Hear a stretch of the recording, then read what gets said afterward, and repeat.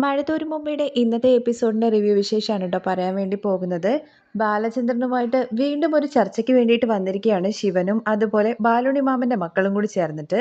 ചർച്ചയുടെ ആരംഭത്തിൽ തന്നെ ബാലേന്ദ്രൻ അലീന വന്ന ആ മാസം മുതൽ ഇതുവരെ അലീനയോട് വൈദ്യ ചെയ്തിരിക്കുന്ന ഓരോരോ കാര്യങ്ങളും എണ്ണി എണ്ണി പറയുന്നുണ്ട്.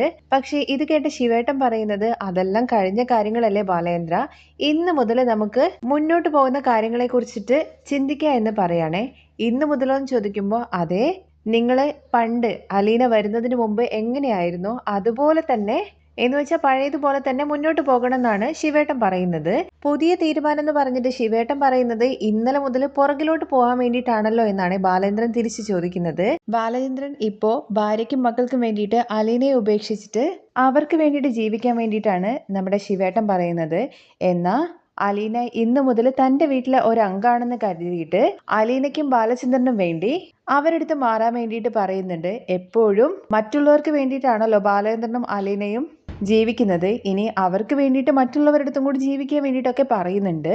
അതെങ്ങനെയാ ബാലേന്ദ്ര ശരിയാകുന്നത്?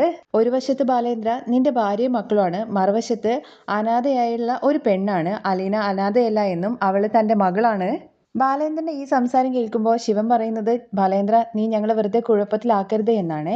കുഴപ്പത്തിലാക്കാൻ വേണ്ടിയിട്ടല്ല, കുഴപ്പങ്ങളെല്ലാം അവസാനിക്കാൻ വേണ്ടിയിട്ടാണ് ഈ ചർച്ച. ശിവേട്ടന് ക്ഷമയുണ്ടെങ്കിൽ കേൾക്കാൻ പറയുന്നുണ്ട്. നീ പറഞ്ഞ ബാലേന്ദ്ര എന്ന് കൂളായിട്ട് പറയാണ്.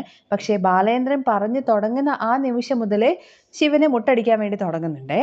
പണ്ട് ബാലേന്ദ്രൻ ഗൾഫിലുള്ള സമയത്ത് എൻ്റെ ഓർമ്മയിൽ വൈജ ആ സമയത്ത് ആഗ്രയിലാണെന്നുള്ള കാര്യം തോന്നുന്നു പറയുമ്പോഴേക്കും ഇരുന്നിടത്തുനിന്ന് ഇരിപ്പുറയ്ക്കുന്നില്ല കേട്ടോ ശിവന്. ശിവേട്ടൻ അങ്ങനെ പറയുന്നുണ്ട്, അല്ല ബാലേന്ദ്ര നീ എന്തിനാണ് ഇപ്പോൾ ആ കാര്യങ്ങളെ കുറിച്ചൊക്കെ സംസാരിക്കുന്നത്? അതിന് മറുപടിയായിട്ട് നമ്മുടെ ബാലേന്ദ്രൻ പറയുന്നത്, പറയാതെ പറ്റത്തില്ല ശിവേട്ട എന്നാണ്. അല്ല നമ്മൾ അത്രയും പുറകിലേക്കൊക്കെ പോകേണ്ട കാര്യമുണ്ടോ? പറയുമ്പോ ശിവേട്ട എല്ലാം പറയണ്ടേ. അന്ന് ഗംഗേട്ടൻ ആഗ്രയിൽ കുറച്ചു കാലം വർക്ക് ചെയ്തിട്ടുണ്ടായിരുന്നു അല്ലേ? ആ ഉണ്ടായിരുന്നു. പക്ഷേ അതൊക്കെ നമ്മൾ എന്തിനാ ഇപ്പൊ ഇവിടെ പറയുന്നത്? ഗംഗേട്ടൻ അവിടുന്ന് കുറച്ചു കാലം കഴിഞ്ഞപ്പോഴേക്കും ഡൽഹിക്ക് പോയി, ആർമി ഹെഡ് ക്വാർട്ടേഴ്സിലേക്ക്. അതൊക്കെ ശിവേട്ട കുറെ കഴിഞ്ഞിട്ടല്ലേ. ആഗ്രയില് ജോലി ചെയ്യുന്ന സമയത്തല്ലായിരുന്നു ഗംഗേട്ടൻ വൈജയെ അങ്ങോട്ടേക്ക് കൊണ്ടുപോയിട്ടുണ്ടായിരുന്നത്. മാലതേട്ടത്തിയുടെ രണ്ടാമത്തെ മോളുടെ ഡെലിവറി സമയത്ത്. ശിവേട്ടനാണെന്നുണ്ടെങ്കിൽ എന്ത് പറയണം, അവിടെ ഇരിക്കണോ പോണോ അങ്ങനെയൊക്കെയുള്ള ഒരു വല്ലാത്തൊരു മാനസികാവസ്ഥയിലാണ് ഉള്ളത്. അല്ല നമ്മൾ വിഷയത്തിൽ നിന്ന് മാറിപ്പോകുന്നു എന്നൊക്കെ ശിവേട്ടൻ പറയുമ്പോൾ നമ്മൾ വിഷയത്തിലേക്ക് വരുന്നേ ഉള്ളൂ ശിവേട്ട എന്ന് ബാലേന്ദ്രൻ. ഞാൻ പറഞ്ഞു വരുന്നത്, ആ കാലത്ത് ഞാൻ അബുദാബിയിൽ വെച്ചിട്ട് ഒരു സ്ത്രീയെ പരിചയപ്പെട്ടു, മെറീന ബെർണാഡ്. പറഞ്ഞു തുടങ്ങുന്നത് മറ്റൊന്നുമല്ല, തനിക്ക് അവിഹിതത്തിലൂടെ അലീന ഉണ്ടായി എന്നുള്ള കാര്യങ്ങളെ കുറിച്ചിട്ടാണ് അവരുടെ മുമ്പിൽ പറഞ്ഞ് ഫലിപ്പിക്കാൻ നോക്കുന്നത് നമ്മുടെ ബാലചന്ദ്രൻ. അങ്ങനെ ആ പെണ്ണിനെ പരിചയപ്പെടുകയും കുറച്ച് നാളുകൾക്ക് ശേഷം എനിക്ക് അവളോടും അവൾക്ക് തന്നോടും ഒരു ഇഷ്ടം ഉണ്ടായി. ആ ഇഷ്ടം വലുതായിട്ട് ബന്ധം കുറച്ചും കൂടി ശക്തമായിട്ട് അവർക്കിടയിൽ ഒരു കുഞ്ഞു പിറക്കുന്ന ഒരു അവസ്ഥയിലേക്ക് വരെ എത്തി എന്നുള്ള കാര്യങ്ങളെ കുറിച്ചിട്ട് ബാലചന്ദ്രൻ അവരുടെ എല്ലാവരുടെ മുമ്പിലും ഒരു കഥ പറയാണ് കേട്ടോ ചെയ്യുന്നത്. അങ്ങനെ അവളിൽ തനിക്കുണ്ടായ കുട്ടിയാണ് അലീന എന്നുള്ള കാര്യം വ്യക്തമാക്കുന്നുണ്ട്. അതിനുശേഷം തിരിച്ച് ശിവേട്ടൻ്റെ അടുത്ത് ബാലേന്ദ്രൻ ഒരു ക്വസ്റ്റ്യൻ ചോദിക്കുന്നുണ്ട്.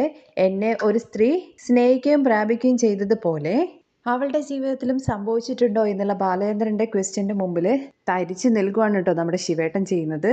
അതിനൊന്നും ശിവേട്ടന് മറുപടിയില്ലല്ലോ. പക്ഷെ ബാലേന്ദ്രൻ തന്നെ ബാക്കിയുള്ള കാര്യങ്ങളും കൂടി പറയാണ്.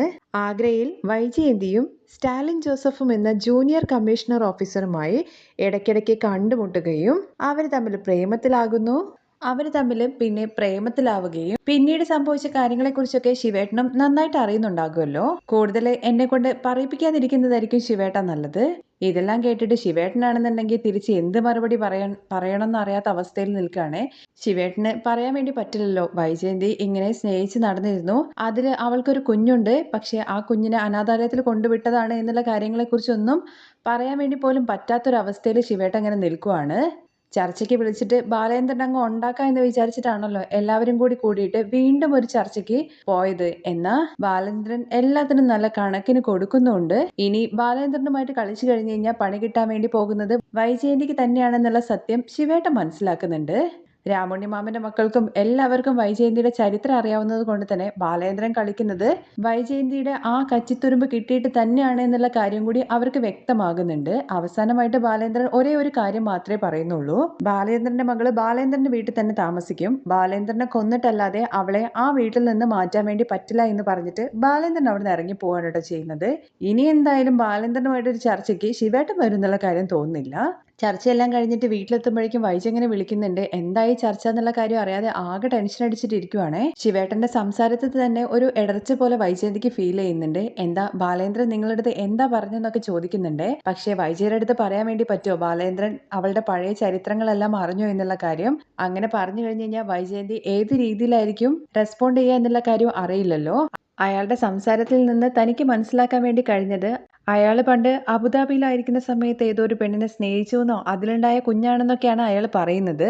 നമ്മൾ ഇതിനൊന്നും പുറകെ ചികഞ്ഞു പോവാതിരിക്കുന്നതായിരിക്കും വൈജയ് നമുക്ക് നല്ലത്. അല്ലെങ്കിൽ നിന്റെ പഴയകാല ചരിത്രം കൂടി പുറത്തു വരാനുള്ള സാധ്യതയുണ്ട്. അതുകൊണ്ട് ഒന്നും കണ്ടില്ല കേട്ടില്ല അവളെ നീ ഒരു വേലക്കാരിയെ പോലെ കണ്ടിട്ട് അവിടെ തന്നെ താമസിപ്പിക്കുന്നതായിരിക്കും വൈജയ് നല്ലത്. നൈസായിട്ട് ശിവേട്ടൻ പറഞ്ഞത് പണ്ടത്തെ തോന്നിവാസത്തിന്റെ ഫലം ഇപ്പോൾ അവള് അനുഭവിക്കൂ എന്നുള്ള കാര്യമാണ്. അന്ന് അഴിഞ്ഞാടി നടക്കുന്ന സമയത്ത് ആലോചിച്ചിട്ടുണ്ടായിരുന്നില്ലല്ലോ. അതിനെക്കുറിച്ചാണ് ശിവേട്ടൻ പറയാതെ പറയുന്നത്. പക്ഷെ വൈജയ്ക്കാണെന്നുണ്ടെങ്കിൽ കാര്യങ്ങളൊന്നും അത്ര വ്യക്തമായിട്ട് അങ്ങ് മനസ്സിലാവുന്നില്ല. എന്തായാലും വൈജയ് ഇനി എന്താ ചെയ്യാൻ വേണ്ടി പറ്റുക എന്നുള്ള കാര്യത്തെക്കുറിച്ച് ഞാനൊന്ന് നോക്കട്ടെ എന്ന് പറഞ്ഞിട്ട് ഫോൺ വെക്കാൻ കേട്ടോ. ശിവേട്ടൻ അവിടെയും തൊടാതെ ഇവിടെയും തൊടാത്ത രീതിയിലൊക്കെ സംസാരിച്ചിട്ട് നൈസായിട്ട് ഒഴിവായി പോവുകയാണ്. അത് കഴിഞ്ഞ് ചർച്ചയെല്ലാം കഴിഞ്ഞ് ശിവേട്ടനും അതുപോലെ രാമുണി മാമൻ്റെ മക്കളും എല്ലാവരും കൂടി ചേർന്നിട്ട് തിരികെ വീട്ടിലെത്താണ്. രാജീവൻ അപ്പോഴേക്കും അവിടേക്ക് എത്തിയിട്ടുണ്ടായിരുന്നു. ശിവേട്ട എന്തായി? അയാൾ എന്താണ് ഇപ്പോഴും പറയുന്നത്? അലിനെ അവിടുന്ന് പറഞ്ഞു വിടാൻ വേണ്ടിയിട്ട് അയാൾ തയ്യാറാണോ എന്ന് ചോദിക്കുമ്പോൾ അയാൾ തയ്യാറല്ല എന്ന് മാത്രമല്ല അയാളുടെ സ്വന്തം മകളാണ് അലീന എന്നുള്ള കാര്യമാണ് പറയുന്നത്. പണ്ടെങ്ങാണ്ടോ അയാൾ ഒരു പെണ്ണിനെ സ്നേഹിച്ചിരുന്നു. അതിലുണ്ടായ മകളാണ് അലീന എന്നുള്ള കാര്യങ്ങളെ കുറിച്ചൊക്കെയാണ് പറയുന്നത്. ശിവേട്ടൻ എന്തൊക്കെയാ ഈ പറയുന്നത്? അങ്ങനെയാണെന്നുണ്ടെങ്കിൽ അച്ഛനെയും മകളെയും എന്നെ അവിടുന്ന് അടിച്ചോടിക്കണം എന്നൊക്കെ പറയുന്നുണ്ട്. അങ്ങനെ അയാളെയും മകളെയൊന്നും അവിടുന്ന് അടിച്ചിറക്കാൻ വേണ്ടി പറ്റില്ല. അത് മാത്രമല്ല രാജീവ, അയാള് വൈജയെ കുറിച്ചിട്ടുള്ള എന്തൊക്കെയോ സത്യങ്ങൾ മനസ്സിലാക്കിയിട്ടുണ്ട്. വൈജയന്തി ആഗ്രയിൽ ഉണ്ടാവുന്ന സമയത്ത് വൈജയും സ്റ്റാൻലി ജോസഫുമായിട്ടുള്ള ബന്ധങ്ങളെ കുറിച്ചിട്ടൊക്കെ ഈ ബാലചന്ദ്രൻ അറിഞ്ഞിട്ടുണ്ടടാ. അതൊക്കെ എങ്ങനെയാ അയാൾ അറിഞ്ഞത്? അതൊന്നും എനിക്കറിയില്ല. എന്തൊക്കെയോ അറിഞ്ഞിട്ട് തന്നെയാണ് ബാലചന്ദ്രൻ ഈ കളിക്ക് ഇറങ്ങി പുറപ്പെട്ടിരിക്കുന്നത്. അച്ഛനാണല്ലോ അലിനിയെ ഓർഫണേജിൽ നിന്നും അമ്മയെ നോക്കാൻ എന്ന പേരും പറഞ്ഞിട്ട് കൊണ്ടുവന്നിരിക്കുന്നത്. അച്ഛനാണല്ലോ അലിനിയെ ഇങ്ങോട്ടേക്ക് കൊണ്ടുവന്നത് അമ്മയെ നോക്കുക എന്നുള്ള പേരും പറഞ്ഞിട്ട്. ഒരുപക്ഷെ അലീന എന്ന് പറയുന്നത് വൈജയന്തി അന്ന് പ്രസവിച്ച ആ കുഞ്ഞായിരിക്കുമോ എന്നൊരു സംശയം ശിവനും അതുപോലെ രാജീവനും ഉണ്ട്. എന്തായാലും ഇതിനെക്കുറിച്ചിട്ട് ഇപ്പോൾ വൈജയുടെ അടുത്ത് ഒന്നും പറയണ്ട. ഇനി എന്താ ചെയ്യാൻ വേണ്ടി പറ്റുക എന്നുള്ള കാര്യം നമുക്ക് നോക്കാം. കേസിനും കൂട്ടത്തിനൊക്കെ പോയി കഴിഞ്ഞ് കഴിഞ്ഞാൽ ഒരുപക്ഷെ വൈജി ആയിരിക്കും നാണം കെടാൻ വേണ്ടി പോകുന്നത് എന്നുള്ള തീരുമാനത്തിലൊക്കെയാണ് ശിവനും അതുപോലെ രാജീവനും എത്തുന്നത്. ബാലേന്ദ്രൻ എന്തായാലും രണ്ടും കൽപ്പിച്ചിട്ട് തന്നെയാണ്. അവനൊന്നും അറിയാതെ നമ്മളടുത്ത് കേസിന് വരെ പൊക്കോളാൻ വേണ്ടിയിട്ട് പറയില്ല. എന്തായാലും നമ്മൾ എന്തൊരു കാര്യം തീരുമാനിക്കുന്നതിന് മുമ്പായിട്ടും ഗംഗേട്ടനെയും ഒന്ന് വിളിക്കുന്നത് നല്ലതായിരിക്കും എന്നൊക്കെ ശിവേട്ടനും പറയുന്നുണ്ട്. അത് ഗംഗേട്ടൻ ഈ കാര്യത്തിൽ ഇടപെട്ടിട്ട് വൈജയന്തിക്കൊന്ന് ഇട്ടിട്ട് പൊട്ടിച്ചിട്ടാണല്ലോ പോയിരിക്കുന്നത്. അതിൽ നിന്ന് തന്നെ നമുക്ക് ഒരുപാട് കാര്യങ്ങൾ മനസ്സിലാക്കാൻ വേണ്ടി പറ്റും. ഒരുപക്ഷെ ഗംഗേട്ടൻ്റെ അടുത്ത് ഇതേ കാര്യങ്ങളെ കുറിച്ചിട്ട് ബാലചന്ദ്രൻ പറഞ്ഞിട്ടുണ്ടാകും. അതായിരിക്കും ഗംഗയുടെ വൈജയുടെ കൂടെ നിൽക്കാതെ ബാലേന്ദ്രനെ സപ്പോർട്ട് ചെയ്തിട്ട് സംസാരിച്ചിട്ട് പോയി കാണുക. നമ്മളൊരു പെട്ടെന്നൊരു തീരുമാനം എടുത്തു കഴിഞ്ഞ് കഴിഞ്ഞാൽ അത് ഒരുപക്ഷെ വൈജയന്തിയുടെ ജീവിതമായിരിക്കും എന്നേക്കുമായിട്ട് അവസാനിക്കാൻ വേണ്ടി പോകുന്നത്.